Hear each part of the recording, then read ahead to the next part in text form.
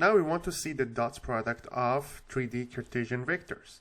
For two 3D Cartesian vectors, u as u1, u2, u3, and v as v1, v2, v3, the dot product of u and v is u1, v1 plus u2, v2 plus u3, v3. So let's see this example. Given the vectors u as 2, 3, negative 5, v as 8, negative 4, and 3, and w as negative 6, negative 2, and 0. Simplify each vector expression. First one is negative 3v. Negative 3 times v, so v, the components for v is 8, negative 4, and 3. So it's going to be negative 3 times 8, which is negative 24, negative 3 times negative 4, which is positive 12, and negative 3 times 3 is going to be negative 9. So that's what we have in here. Part B is u plus v plus w. So it means that we add the x components, then we add the y components, then we add z components.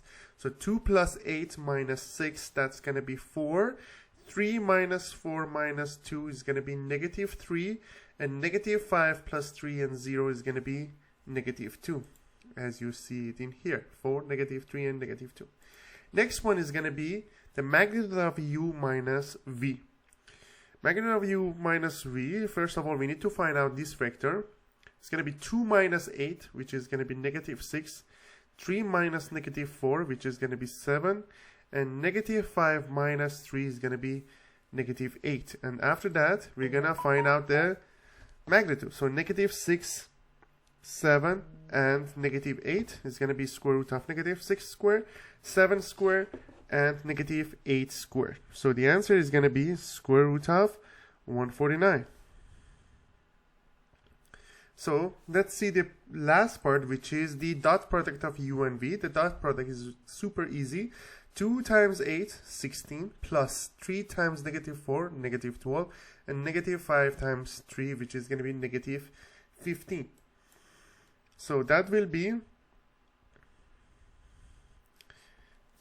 negative 11, as you see here in the bottom.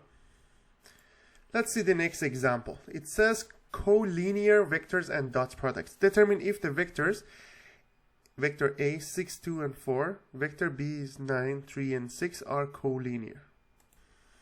So we have A equals to 6, 2, 4, and B is 9, 3, and 6. We want to find out if they are collinear.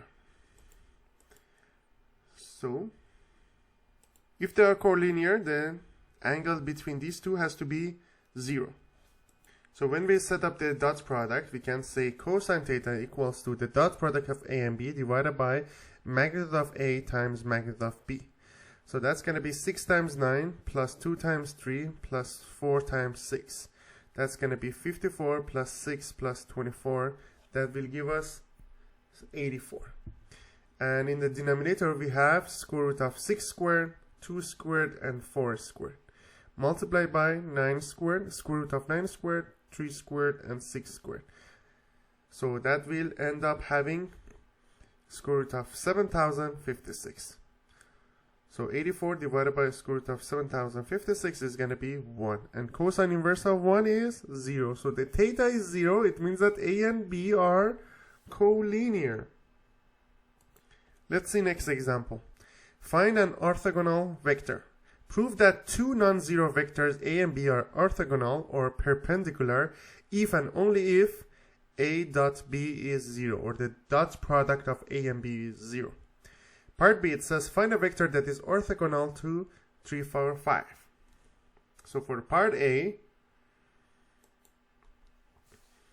we have the dot product A and B is going to be magnitude of A times magnitude of B times cosine theta.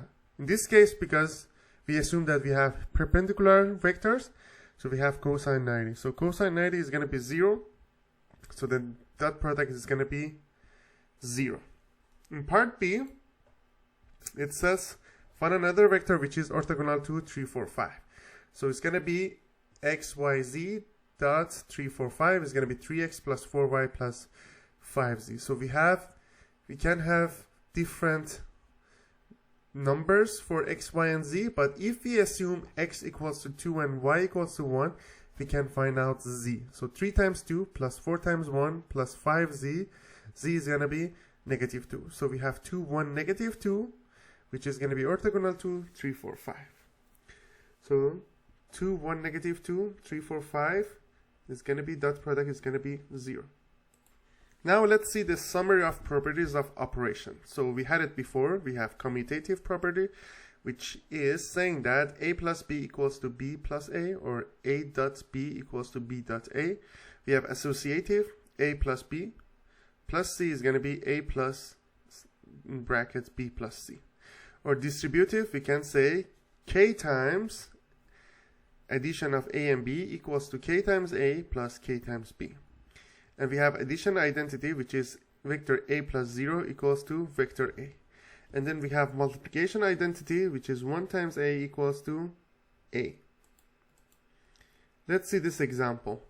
Determine the resultant force. A crane lifts a steel beam upward with a force of 5,000 Newton. At the same time, 2 workers push a beam with forces of 600 Newton toward west and 650 toward north. Determine the magnitude of the resultant force. So one of them is going to be 5,000, which is the one in vertical, and the horizontal one is going to be negative 600, 0 and 0. And the other one to north is 0, 650 and 0. So we can have r like this vector as you see here, and the magnitude is going to be square root of negative 600 plus 650 squared plus 5,000 squared. So the final magnitude is going to be 5,077.6 Newton. So let's wrap up all the concepts. A 3D Cartesian system represents points as ordered triples x, y, z. To plot the point, we have x1, y1, and z1. Move x1 units along the x-axis, y1 units parallel to the y-axis, and z1 units parallel to the z-axis. Suppose a vector v is translated so it's tailed at the origin O, and its tip is at the points p, x1, y1, and z1. Then v OP equals to x1, y1, and z1 is the position vector to the point p. So we have x1, y1, and z1. Also represents any vector that has the same magnitude and direction as OP.